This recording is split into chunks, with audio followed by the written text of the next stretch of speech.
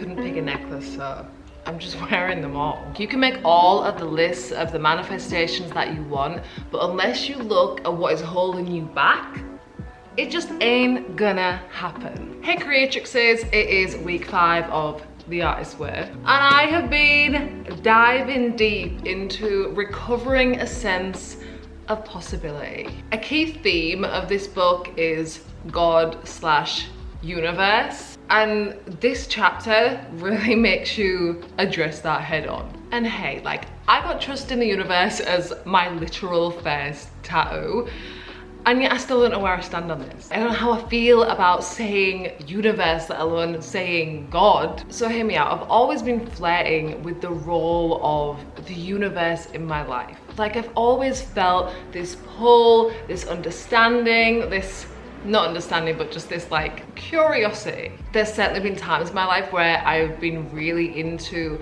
all things manifestation, and there are a lot of ways that I have seen it truly work for me, where I've been purposeful about manifesting something in my life and it working, it happening. And still, I don't even want to say it, but I have my doubts, okay? I have my doubts. There's a part in this chapter where Julia writes about doing the footwork, which is just her really like little cute way of saying putting in the work, like the real world tangible stuff to create the thing that you want. And this, like that stuff, I'm really good at. When it comes to channeling my energy to get something that I really want, got it in the bag. And that has to be part of manifesting, right? You have to put yourself in arena. You have to make yourself available for the opportunities that you want. It's not just about like wishing and hoping for something and waiting for it to miraculously appear. You have to do your bit as well. But the part that I can get in a little bit of a brain scramble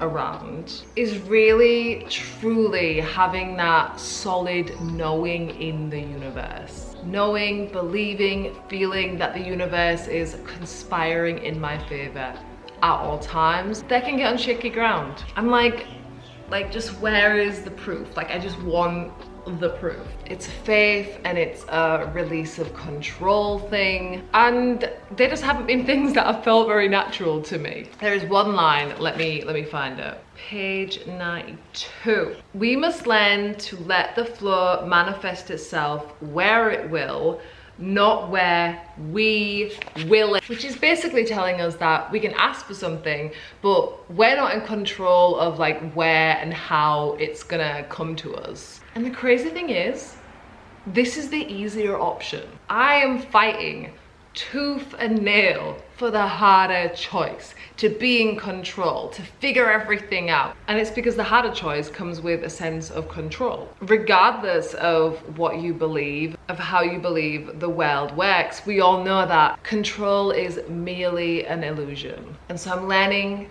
to loosen my grip. I'm learning to be open to possibility, to truly understand how I am creating, co-creating with the whole universe. Morning pages have been a really good place to explore this. To have that space every day to just have a little chat, have a little check-in with yourself. It is so valuable. I think people can get put off by The Artist's Way because of two things. One being the God universe talk, and the second thing being morning pages. Like, having to write 3 pages every single day just seems like a big commitment. And it can seem like that. It can seem impossible to fit into your life. And look, I live alone, I don't have any kids. It's pretty easy for me to have the time and have the space to write every day. But what I've been realizing and what I've been learning is that when I actually do the morning pages properly, which is having this stream of consciousness where I'm not judging myself, where I'm not doubting myself, where I'm not trying to write the right thing, and I'm just letting myself write whatever comes up, I can get it done really quickly. I can get it done with a lot of ease, and it's a lot more effective because I'm using it for the desired purpose. When you let yourself write 3 pages of what you are already thinking, and you just give yourself that bit of space to focus and have presence with what you're thinking, it comes out in a flurry. It comes out with such ease. It is the editing and it is the doubting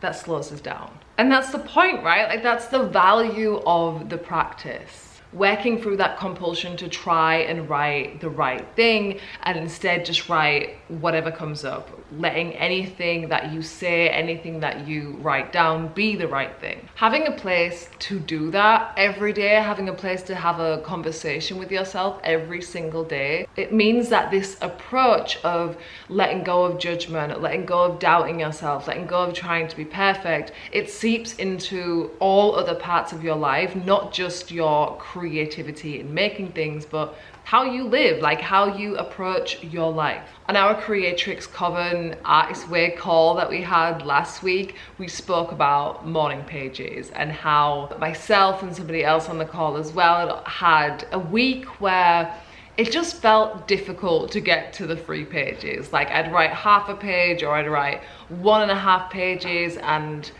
the frustration was just, for some reason on that week, it was just felt very frustrating, and I found myself like only writing half a page or only writing 1 page, and letting that just be enough and trying to not have judgment over myself about not doing it right. And I know it's so much more effective to let go of this all or nothing approach, to just be okay with the fact that I had a couple days where I didn't complete the entire 3 pages, but I still opened my notebook and I still wrote again the next day.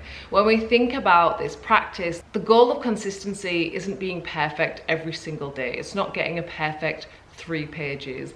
It's showing up and giving yourself a space to have a conversation with yourself, giving yourself a space to process what you're thinking and what you're feeling on the reg. When you think about over the 3 months of this program, an off week is nothing. When you think about, I want to continue this practice way beyond the 3 months of the Artist Way program, it's nothing. It's literally just a blip of time. In a lifetime of practice, you can expect to have off days, off weeks, and the real victory is just being okay with it and continuing and choosing consistency anyway. So this chapter talks about something huge that we will all benefit from letting go of, and that is the virtue trap.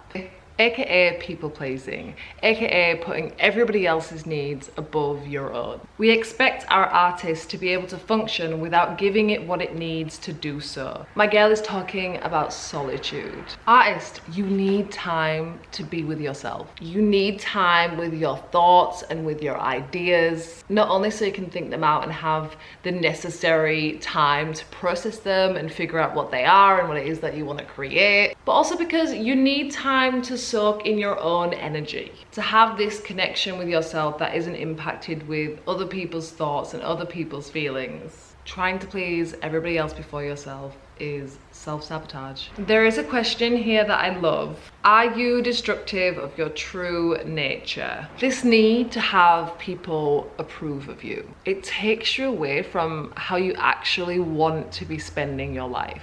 I don't know, this chapter just felt like a massive upheaval for me.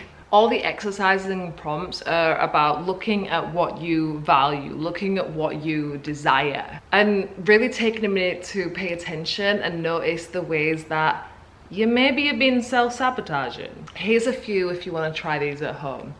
So this little task what Julia Cameron gives us is, the reason I can't really believe in a supportive God is, and then list 5 grievances. God can take it. Feel free to replace the word God with universe or source, spirit, whatever feels good for you. And then this little pair of questions goes beautifully together, which is to write out my favorite creative block is, and then the examples are like, I don't know, very telling. TV, over reading, friends, work, rescuing others, over exercise, you name it. Whether you can draw or not, please cartoon yourself indulging in it. Too cute. Loved doing that, by the way, very revealing. And then a follow-up question for that is, my payoff for staying blocked is, and that's a prompt that you can do in your morning pages. But like, what is your payoff for staying blocked? How are you benefiting from holding on to your blocks? These are the kind of questions that make you realize things. Soul excavating but very, very helpful. For me, this chapter of The Artist's Way just really forced me to take a look at my beliefs, take a look at what is supporting me, see what's serving me, see what's hindering me. It's a really clear example of how this program can be challenging and that can be off-putting for people. I would rather be asking myself these questions so I can reach the answers. I don't want to just be blind to this stuff. I don't want to just be on autopilot. I want to know what I think and how it's impacting my life and how it might be getting in the way of what I want in life. I want to be able to face up to whatever ways I may be self-sabotaging, letting myself stay stuck, and often, you know, without realizing it. And look, I know this might sound like a lot, and if you're listening to this like, oh, maybe I should do The Artist's Way, now you're like, okay, this is a little bit too much. Please believe me, it is worth it. It is so worth it. If you get to a part that feels sticky for you, keep going. That means that you're touching on something that you are able to grow so much from addressing. And if you haven't started, please do. You will love it. It is 1,000,000,000% worth it. And I want you to do the course, and I want you to message me and tell me like how great you found it and how much it's helped you and opened you up to be more creative. Next week is Abundance Week, so we'll be having a lot of fun there. Make sure you are subscribed and leave me a little comment telling me what you liked about this video. We'll see you in the next one. Bye.